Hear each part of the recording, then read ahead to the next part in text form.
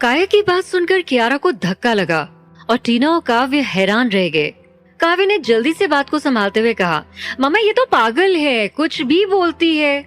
हम यहाँ टीना मासी से ही मिलने आए थे। काया भी ये बात समझ गई और बात बदलती हुई बोली, हाँ हाँ मामा, काव्य भैया बिल्कुल सही कह रहे हैं। कियारा ने उनकी बात को समझते हुए खुद को संभाला और कहा, आई एम सॉरी, मुझे तुम पर इस तरह से हाथ नहीं उठाना चाहिए था। ये कहते हुए कियारा ने अपने दोनों बच्चों को माफी मांगते हुए गले से लगा लिया और तीनों एक दूसरे को गले लगाकर रो पड़े। उन तीनों को इस हाल में देखकर टीना की आंखें भी भर आईं और वो भी जाकर इन सब के गले लग गई। रात के 8 बजे कियारा अपने दोनों बच्चों को सुलाकर बेडरूम से बाहर आकर टीना के पास बैठ गई। टीना बहुत ज्यादा परेशान नजर आ रही है।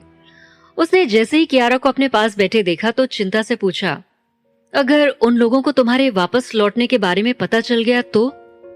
तुम्हें क्या लगता है वो तुम्हें और तुम्हारे बच्चों को कोई नुकसान तो नहीं पहुंचाएंगे? कियारा ने अपने सबसे प्यारी और सबसे ज्यादा साथ देने वाली दोस्त को प्यार से देखा और सिर हिलाते हुए कहा, ये लोग शायद अभी तक नहीं जानते कि हम लोग कहाँ हैं। इसके अलावा मैंने अभी तक उन लोगों के बारे में कुछ भी नहीं सोचा है। मुझे छुप कर रहते हुए काफी वक्त बीत गया है। मैंने अब कपिल को भी बता दिया है कि मैं वापस लौट रही हूँ। अब वक्त आ गया है सारी प्रॉब्लम्स का डटकर सामना करने का। आखिर मेरे और उन सब के बीच के जितने भी मसले हैं उन सबको एक ना एक दिन तो सुलझना ही होगा ना। कपिल यहाँ के लोगों के साथ कांटेक्ट में है। तुम चिंता मत करो, उसने सारे जरूरी अरेंजमेंट्स कर दिए हैं। ये सुनकर टीना को समझ में आ गया कि आगे चलकर चीजें और भी ज्यादा खतरनाक होने वाली हैं। उस टेंशन भरे माहौल को हल्का करने के लिए और कियारा को चीयर अप करने के लिए टीना ने एक लंबी सांस लेकर कहा, ठीक है फिर, वैसे भी ये वही जगह है जहाँ तुम पली बड़ी हो और तुम इस जगह से अच्छे से वाकिफ हो। मेरे पास यहाँ पर एक एक्स्ट्रा रूम है। फ्यूचर में भी तुम चाहो तो अपने दोनों शैतानों के साथ यहाँ रह सकती हो। मैं भी तुम्हारे साथ मिलकर उन दोनों नन्हे शैतानों की देखभाल करना चाहती हूँ और उनकी मासूम शरारतों को एंजॉय करना चाहती हूँ। टीना की बात सुनकर कियारा बहुत ही ज्यादा खुश हो गई। उसने टीना का हाथ पकड़ लिया और उसकी आंखों में आंसू आ गए। कियारा बहुत धीमे से बोली, उस वक्त जो कुछ भी हुआ था वो मैं तुमसे छुपाना नहीं चाहती थी। बिल्कुल, मुझे पता है उस वक्त सब खराबी था। वैसे भी ये सब बीते वक्त की बातें हैं। टीना ने कियारा का हाथ पकड़कर उसे दिलासा देते हुए कहा। टीना ने बच्चों के बारे में बात करते हुए काव्य और काया के मुंबई आने के पीछे के असली कारण के बारे में सोचा। टीना की आंखें इस तरह से चमक उठी जैसे वो कुछ कहना चाहती है, पर फिर उसने अपने आप को रोक लिया। वो डिसाइड नहीं कर पा रही है कि उसे इस बारे में कियारा को बताना चाहिए या नहीं। Forget it.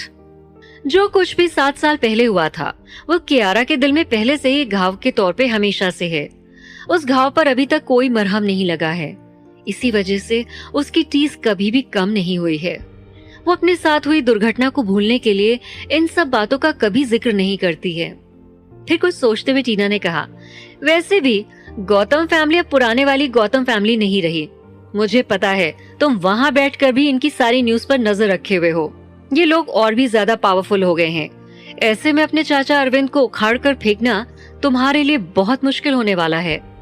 कियारा ने एक आह भरी और कहा, मुझे पता है, मैंने आज अनिका को एयरपोर्ट पे देखा था। जैसे ही कियारा ने ये सब सोचा उसके दिल में कड़वाहट फैल गई। गौतम परिवार के लोग पावरफुल और स्ट्रांग होते जा रहे हैं। दूसरी तरफ इन 7 सालों में कियारा अपने दोनों बच्चों की देखभाल में इतनी ज्यादा बिजी हो गई कि अपने बच्चों के लिए सारी फैसिलिटी जुटाने के लिए उसे नौकरी भी करनी पड़ी। बदला लेने का विचार तो उसके दिमाग में दूर दूर तक नहीं आ पाया। कियारा ने कुछ नहीं कहा, लेकिन उसके चेहरे पर दर्द की लकीरें साफ दिखाई पड़ रही थीं। बुरे लोग बहुत ही ज्यादा सक्सेसफुल हो रहे हैं, जबकि सताए हुए लोगों को जिंदा रहने के लिए भी संघर्ष करना पड़ रहा है। लेकिन मेरा मानना है कि बुरे लोगों को एक दिन उनके किए की सजा भुगतनी ही होगी। वो डेफिनेटली उनके बुरे कर्मों को भोगेंगे। टीना ने कियारा को दिलासा देते हुए कहा। कियारा ने अपने हाथों को रगड़ते हुए कहा, टीना, तुमने और कपिल ने इन सालों में मेरी बहुत हेल्प की है, उसके लिए बहुत बहुत थैंक्स।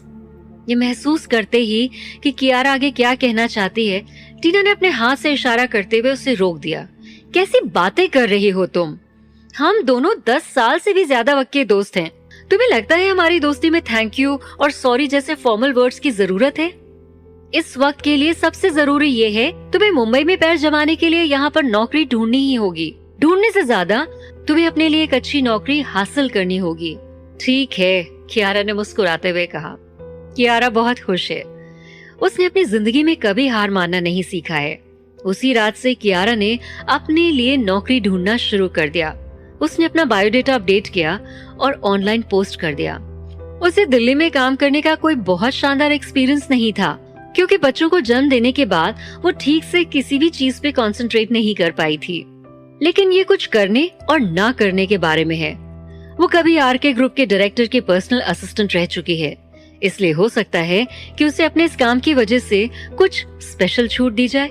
आरके ग्रुप दुनिया की सबसे बड़ी और फेमस कंपनीज में से एक है और ये बहुत ही टफ रिक्रूटमेंट के लिए वर्ल्ड फेमस है।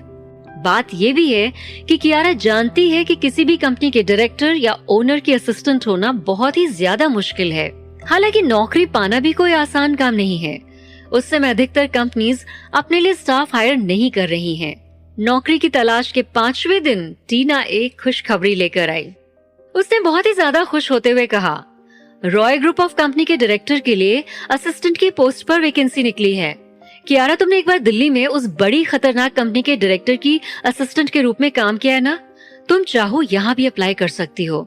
वो तो रॉय कंपनी के एचआर डिपार्टमेंट का एक बंदा है जो मेरी जान पहचान का है। अगर तुम इंटरव्यू देने के लिए रेडी हो तो मैं सीधे तुम्हारा बायोडेटा उसको दे सकती हूँ। और इसके अलावा मैं तुम्हें बता दूं कि रॉय ग्रुप ऑफ कंपनीज अपने एम्प्लॉयज के लिए काफी सारी फैसिलिटीज देते हैं। तुम्हें इस अपॉर्चुनिटी का फायदा उठाना चाहिए। ये कहने के बाद टीना ने कियारा का कंधा थपथपाया और उसे विश्वास दिलाया कि कियारा इस पोस्ट के लिए बिल्कुल सही कैंडिडेट है। टीना को गले लगाते ही कियारा मुस्कुरा दी और बोली, thank you very much Tina, thank you. अब इतना भी थैंकफुल मत हो, बस वहां जाके अपना 100% दे देना। टीना एक बहुत ही जल्दी निर्णय लेने वाली लड़की है, इसलिए उसने तुरंत ही अपने दोस्त को कियारा का बायोडेटा भेज दिया। अगली सुबह कियारा काया और काव्य के साथ शॉपिंग करने के लिए सुपरमार्केट जा रही है। तभी उसे रॉय ग्रुप ऑफ कंपनीज से इंटरव्यू के लिए कॉल आया। रॉय ग्रुप ऑफ कंपनीज उसके मार्केट वैल्यू के हिसाब से सबसे बड़ी डोमेस्टिक कंपनी है, जिसमें hotel, real estate, mining, IT company, lifestyle जैसी बहुत सारी कंपनीज हैं। यहाँ तक कि इन्होंने 7 साल पहले सबसे बड़ी डोमेस्टिक एंटरटेनमेंट कंपनी को भी एक्वायर किया था और ऑफिशियली एंटरटेनमेंट इंडस्ट्री में भी कदम रखकर अपनी पकड़ बनाना शुरू कर दिया था। कहा जा सकता है कि एक बहुत ही बड़े प्रॉफिट रेशियो के साथ Roy group of company economy के सभी फील्ड्स में अपनी स्ट्रॉन्ग प्रेजेंस दर्ज करवा चुकी है। इतनी बड़ी कंपनी हमेशा से टॉप लेवल की कंपनीज में कंपटीशन का सेंटर ऑफ अट्रैक्शन रही है। वास्तव में कियारा ने कभी भी इतनी शानदार अपॉर्चुनिटी की उम्मीद नहीं की थी। भले ही उसे टॉप मोस्ट कंपनी में से एक में रिक्रूटमेंट के लिए भेजा जा रहा है, पर पिछले कुछ सालों को हटा दें तो उसे कोई भी नॉलेज नहीं है। हालांकि टीना ने अपनी तरफ से कियारा की मदद करने की पूरी कोशिश की है, इसलिए वो टीना को किसी भी तरह से निराश नहीं करना चाहती, जो कि कोई बड़ी बात नहीं है। कियारा को उस इंटरव्यू में पास होने के लिए बहुत ज्यादा मेहनत की जरूरत है। अगली सुबह कियारा ने हल्का सा मेकअप किया और जानबूझकर एक सफेद शर्ट के साथ एक ब्लैक स्कर्ट पहनी। वो वहां पर बेस्ट दिखना चाहती है। कियारा कोई ऐसी लड़की नहीं है जो हमेशा से सेंटर ऑफ अट्रैक्शन रही है, लेकिन जो जितना भी उसे देखता है वो उसे उतनी ही खूबसूरत लगती है। उसके छोटे से अंडाकार नाजुक चेहरे की अपनी विशेषताएं हैं। वो अभी भी बहुत ज्यादा प्यारी है और इतना कुछ झेलने के बाद भी उसकी इनोसेंस और प्योरिटी खत्म नहीं हुई है। बच्चों को जन्म देने के बाद उसका पतला फिगर काफी भर गया है और अब वो और ज्यादा अट्रैक्टिव दिखने लगी है।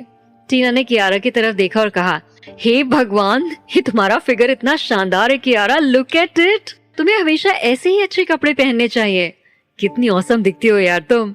कियारा ने टीना की तरफ देखा और एक अजीब से एक्सप्रेशन के साथ जवाब दिया, वो सब छोड़ो, मैं पहले से ही 2 बच्चों की माँ हूँ। अब मुझे किसे इम्प्रेस करने जाना है? मुझे तो बस अपने लिए कंफर्टेबल कपड़े पहनना ही पसंद है। टीना उसकी बात से सहमत नहीं हुई और अपने हाथ को उसके सामने लहराते हुए बोली, नहीं, तुम ऐसा सोच भी नहीं सकती और तुम्हें ऐसा सोचना भी नहीं चाहिए। कियारा, तुम अभी भी कितनी ज्यादा यंग और ब्यूटीफुल दिखती हो। तुम्हें डेफिनेटली अपने सपनों का राजकुमार एक दिन मिलने वाला है। प्यार की बात करते हुए कियारा ने अपने आप को आईने में देखा। उसकी आंखों में एक उदासी भरी चमक दिखाई दी। क्या वो अपनी जिंदगी में उस तरह की खुशी पाने की आशा भी कर सकती है? कियारा ने टीना के उत्साह बढ़ाने वाले शब्दों का कोई जवाब नहीं दिया, लेकिन हल्के से मुस्कुराते हुए बोली, ठीक है, अभी चलो, नहीं तो हम दोनों लेट हो जाएंगे। बादलों से घिरी कुछ बहुत ही ज्यादा मॉडर्नाइज्ड बिल्डिंग के साथ मुंबई में कुछ और हिस्टोरिकल बिल्डिंग्स भी बनी हुई हैं। रॉय ग्रुप की बिल्डिंग इनमें से एक है, जिसका हेड ऑफिस इन सब में पैसे वाले शहर के सेंटर में है। कियारा ने अपने सारे डॉक्यूमेंट्स को ह्यूमन रिसोर्सेज डिपार्टमेंट में सबमिट कर दिया। उसके बाद वो वेटिंग एरिया की तरफ चली गई। उसे वहां तक पहुंचने में बहुत ज्यादा देर नहीं हुई है, लेकिन फिर भी वहां उससे पहले से ही इंटरव्यू देने वालों की एक लंबी सी लाइन लगी हुई है। उनमें से अधिकतर लड़कियां बहुत ही ज्यादा सुंदर और मॉडल्स की तरह दिखने वाली हैं। सभी ने हाई हील्स के साथ टाइट फिटिंग के कपड़े पहने हुए हैं। ऐसा लग रहा है जैसे वो अपनी बॉडी को फ्लॉन्ट करके इस पोजीशन को हासिल करना चाहती हैं। कियारा ये देख के मायूस हो जाती है। क्या मैं इनके सामने टिक भी पाऊंगी? क्या ये जॉब मुझे मिलेगा?